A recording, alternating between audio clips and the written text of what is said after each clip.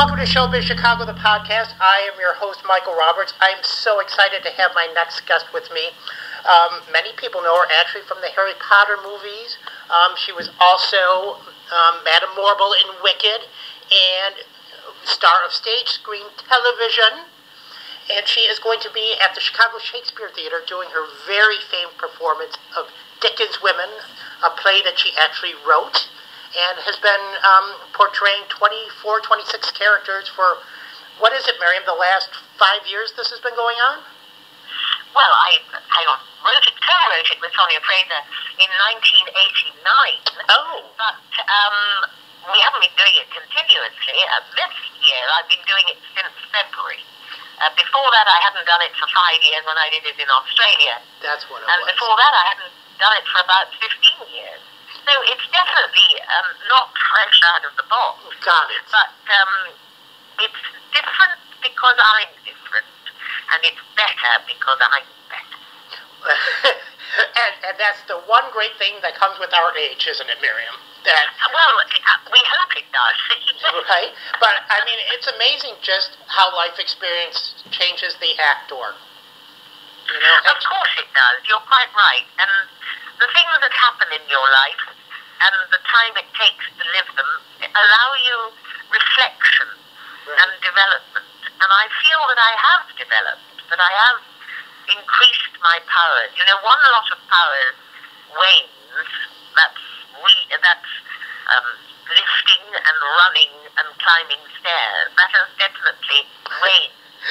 But understanding about people and my craft, that has increased. So, what has changed in your portrayal of these fascinating women, Dickens' women? I think what's changed is that they are just deeper. I see more layers in people than I probably did when I started. So that the characterizations are more grounded and rounded and believable. And that's what it's always about, isn't it? It's about the truth. It has to be about the truth, yes. So how did this whole play come about? It came about this year because it's the 200th anniversary of Dickens' birth. That's why it's been trotted out this year. But how it happened originally was simply because I had always loved him from the time that I read Oliver Twist when I was 11. And then I studied him at Cambridge University in England and realized that not only was he the greatest prose writer that ever lived and wrote in English, but also an absolutely extraordinary, compelling and complex personality. And I wanted to try and meld the man and the work and do it in a dramatic way. I never intended it to be a one-person show. That was force of circumstance because my complicated Timson got married and didn't want to tour, and I couldn't find anybody as good as him to replace him, so I had to do it myself. Wow. And that's how it became a one-person show, which was in Los Angeles in 1991, when Norman Lear put it on for me when I was about to do a television series for him over there. But I don't like one-person shows. I don't want to do any other ones. It's very lonely. It is. But I do have a pianist with me on stage. In Chicago, it's Robert Deason. Yes. Who's my pianist. Fantastic. And I've never met him. He's fantastic. We're going to rehearse together. So I hope we get on. But I've loved all the pianists I've had so far. I don't sleep with them. I just enjoy working. Well, you know, I'll sleep with them for you, and then I'll let you know. How's that? I'll give you to try. I'll go to bat for the team for you, Miriam. So, Miriam, tell me, how do these women define Charles Dickens as a man? Well, I don't think that any single one defines him. But as a whole. I think in their multiplicity, they show that he was a damaged and bitter man, that he was a loving and enthusiastic man, that he was both shy and convivial. He was a complicated, full of opposites kind of personality. And it makes me both love him and hate him. And that's how the audience feels when they've seen the show. So what's the commonality of these women? I don't think there is a commonality. Okay. So, my great guru on Dickens is an academic in England called Michael Slater, who is probably the greatest Dickensian working alive now. And he wrote a book called Dickens and Women, and he divided Dickens women into three, and they were the unattainable sexual objects, like Estella and Lady Dedlock and Edith Dombey, and the little itty-bitty heroines, like Little Nell and Little Emily and Little Dorrit and Dora and Ruth Pinch, that kind of little, what I call the mini-breasted prepubescent. And then there were the grotesques. And, of course, I think if I have to put myself in any one of those categories, I would be one of the grotesques. No. And they're great fun to play. Not much fun to live with, I should think. But those are basically the categories of women that I display. Right. So what I want to ask, because there's really no such thing like as one-woman shows. I mean, there's so much complexity that goes behind them. How are these shows directed, and how do you work with directors now? Sonia Fraser was my director and my co-writer. Right. We're old friends. We started in BBC Radio together in the days when you could make a living on radio acting, and it's always been my first love. Really? But I think I worked with her just as I hope I do with any director, to be flexible, to be open to new ideas, to be prepared to try anything and explore. I think that when you're rehearsing, you're exploring something together. It's a joint exploration, and that's always the way that I go to work.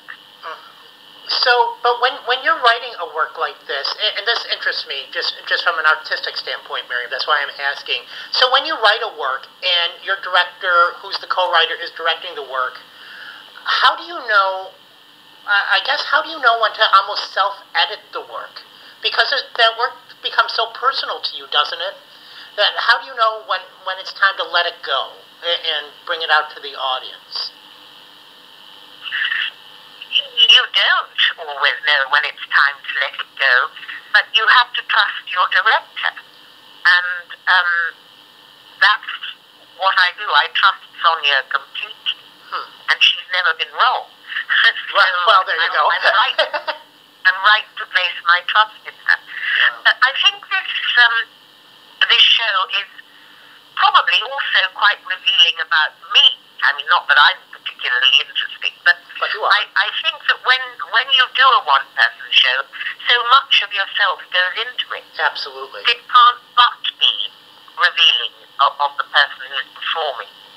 And the important thing is to keep me down, to keep me out of it as much as possible. Sure. Because it should be about Mr. Dickens. Sure. He is the focus. And in the second half, Mrs. Dickens. Yep. Because she is a very important character in my show. I don't call it a play, I call it a show, because there isn't a story as such. It doesn't, in a way, develop, but what it does is it shows the graph of his life, and it mirrors it. That's what I wanted to do. And Miriam, since you've done this in so many countries, do audience in different countries receive the work differently? Not really. On the whole, they can laugh in different places. Sure. I do notice that some places find some bits funny and other places other bits funny. And that depends. I think the best audiences I ever had were in India. Really? Because they know their Dickens very well. And you know how at a pop concert people clap when they recognize the first few notes of a tune? Well, they didn't actually clap, but there were great sort of, oh, yes, of course. That sort of reaction, which is rather lovely to have. Interesting. But everywhere, I must say, I've been extremely complimented, and people people love the show because, he's so good. And it's both terribly funny, right, and people do laugh, and people also cry. I mean, people come up to me afterwards crying. And that's, it's very gratifying to be able to evoke emotion like that. That's the thing about Dickens, you see. His emotion was not buried like most of ours, below the surface. It was very accessible, so he could laugh and cry with great ease, as do his characters. Right.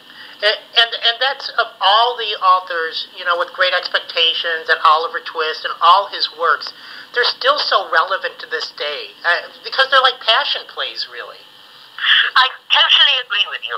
Sometimes people have asked me, what is the point of talking about a 19th century dead writer? And I say, well, the point is because he knew and revealed humanity. Right. And humanity itself has not changed. We are the same people, as we are the same as Shakespeare's people and Chaucer's people. We have the same longings, dreams, disappointments, desires, the same moments of revenge, of wickedness, of glory, just as they did. And also Dickens was a wonderful and lethal examiner of the human condition, specifically at the time that he lived. Yes. And we have not changed economically, politically, within the jurisdiction. There are the same problems that now that he experienced and his time experienced. So he's extraordinarily relevant. The cruelties to the poor people, yes, the children, yes, they're absolutely unchanged. And the perfect example of that, Miriam, my God, is A Christmas Carol. Especially today. I mean, with all the financial instability and political corruption and all of that, just to have like a Scrooge, that essence of Scrooge, and to have a life self-examined like that, that's so timeless. Yes, it is, and that's why Christmas Carol is so beloved and so popular always. I mean, all over the world, you'll find Christmas Carol being done in almost every town, I think, in the production. I'm in Toronto as I speak to you. I'm coming to Chicago with excitement to play in that wonderful theatre. We can't wait. And there are performances of Christmas Carol in Chicago, in Toronto, in London. Yes. And I'm very thrilled to be able to perform some Dickens at the Christmas time, which is Dickens time. Exactly. In fact, Miriam, I just saw, two things. A friend of mine, Bruce Valanche, is in a gay lesbian film version of Christmas Carol. And there's also a one-man show here called Charles Dickens Begrudgingly Performs A Christmas Carol, where it's Charles Dickens who is hosting a party. This is the 160th anniversary of A Christmas Carol, his writing. And it's this man playing Charles Dickens telling the story, which is, I mean, there's so many universal ways to tell the same story of this man, which is just amazing to me, which I love. Yes, well, it is one of the enduring works of genius, and it gives pleasure every year to different generations. Absolutely. I don't do Christmas Carol in my show. I've got a slightly different remit, but I love going to it, and I'm going to see it in London when I get back for Christmas to England, and I'm going to see my great friend Simon Callow perform it. Oh, my God. Who is one of the great Dickensians. Absolutely. I might go with you, Miriam. I might hide in your suitcase. Just to go. So how have you seen, you've been working in the industry for so long now, in radio, film, television, theater, the good and the bad. How have you seen all the industry change, the entertainment industry change as a whole, for the bad and for the good? I'm not sure that I can give you a précis in a short time. Of course, it has changed, and I think for the aspiring actor, it's got much more difficult. I agree. Because, for one thing, in England particularly, and probably in America too, there is much less theatre. Yes. And theatre is where you learn things. I don't think you learn much doing television and film. You have to do an awful lot of film to get better at it. I mean, Liz Taylor was a genius, and that's because she started at 12. She probably wasn't a genius at 12, but my word, she was when she was in her prime, because she'd done so much. But I regret the closure of so many theatres and the collapse of our repertory system, which is the reason why there are so many fine character actors in England, because they learnt doing the shows week after week in reps around the country, and that has changed. There is. I think also, of course, it's changed because there are now video games and animation cartoons. People used to call them cartoons, animation features, and people are doing the voices for that. Yes. I do it myself, which is a new area of the business, and a good one, an exciting development. But I do miss the attention to vocal precision, which was so important when I was growing up, and seems not to be now.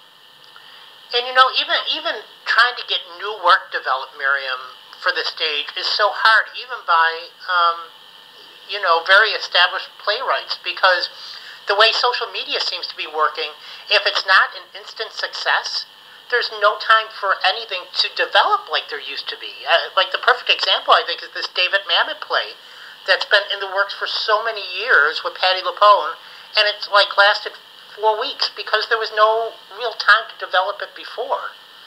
So I really think even social media is hurting even the stagecraft of it.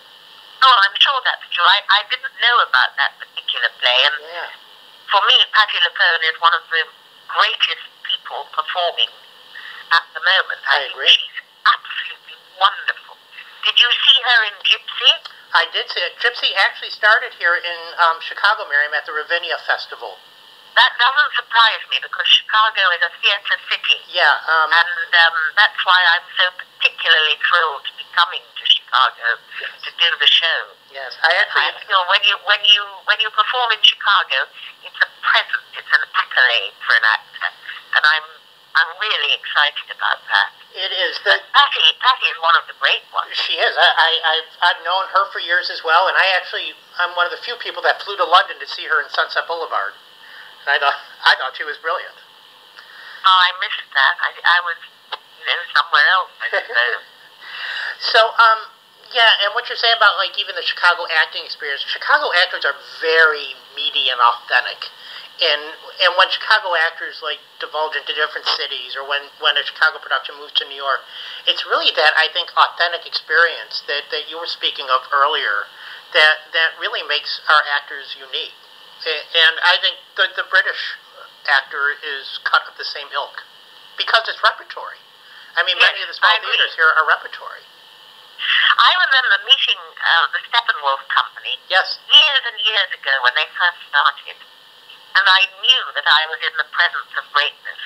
They were extraordinary and wonderful, and this is when I was, it must be, 30 years ago perhaps. When did they start?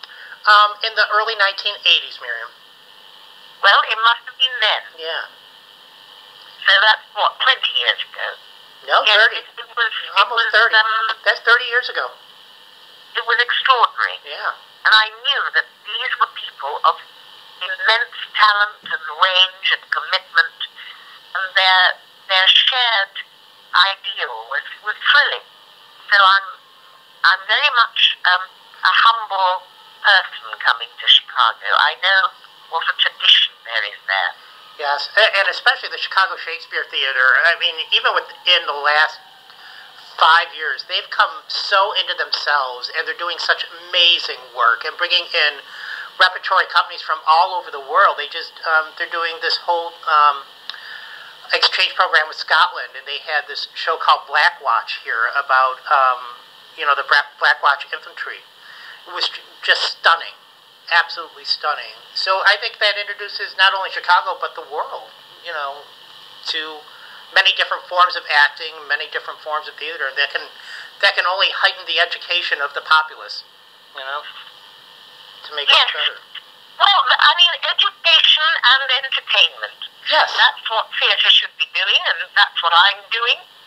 That's what they're doing. And I'm very happy to be still working at 71, believe me. I know. And thank you for being an out lesbian.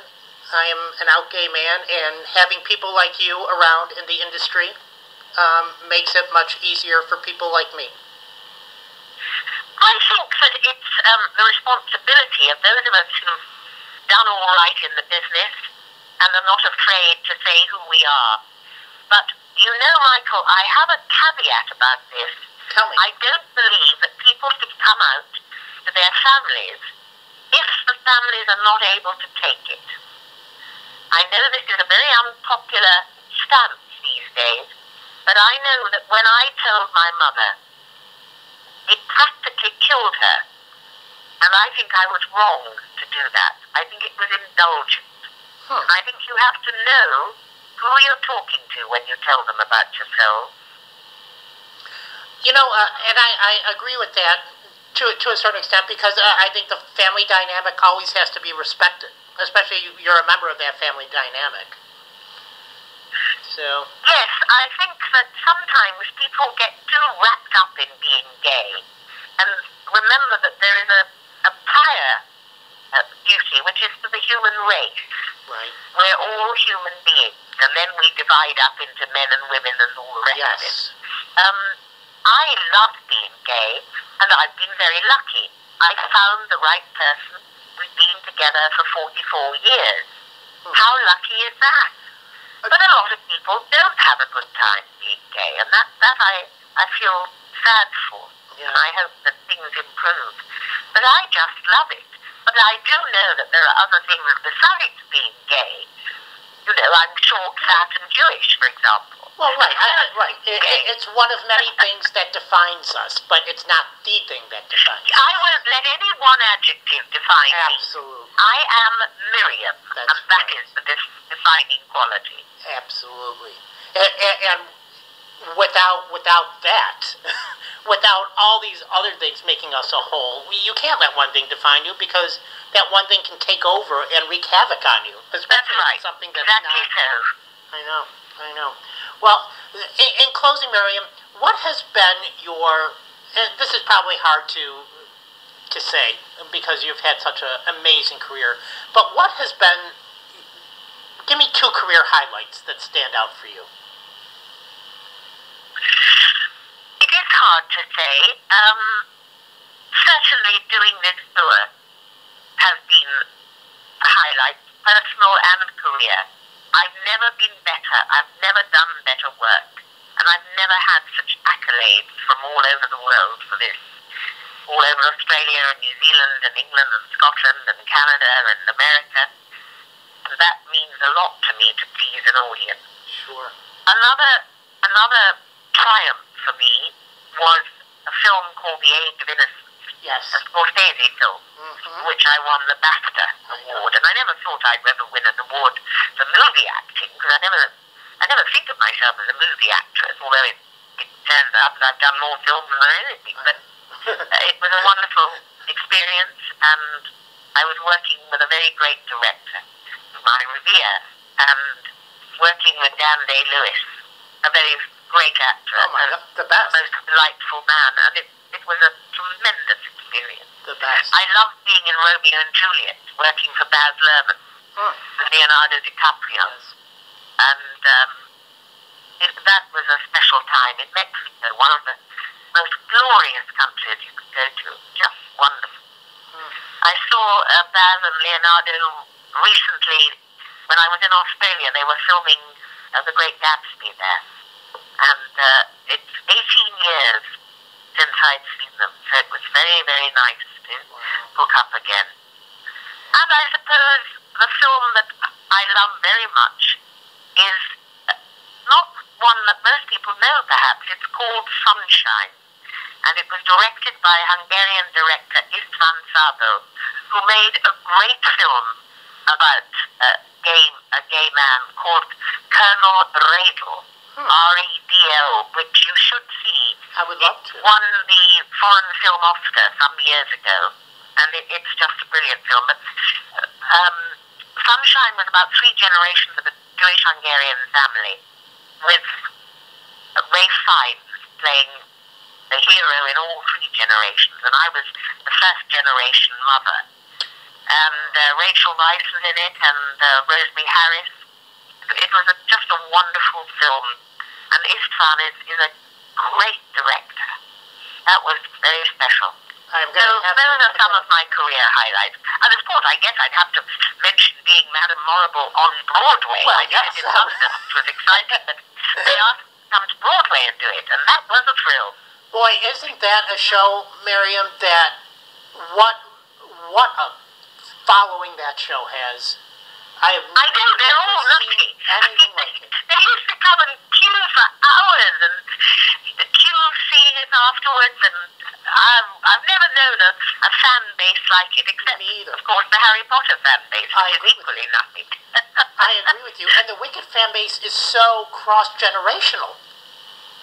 Yes, it's a crowd pleaser, and I think it's also a show for people who feel themselves to be outsiders. Yes. And I've always felt myself to be an outsider, so it was very much a show that spoke to me. Yes. And wonderful to do. Well, you were but I must love you and leave you, so thank you very much for having me. And thank you, Miriam, and I will see you next week at the Chicago Shakespeare Theater. I hope you'll be in the audience. I will. I will be there opening night, my love. And your listeners, please. Yes, ma'am. Yes, ma'am. That's Madame Morrible ordering you. Thank you so much, Miriam. You're a delight. Many thanks, Mikey. Bye-bye. Bye-bye.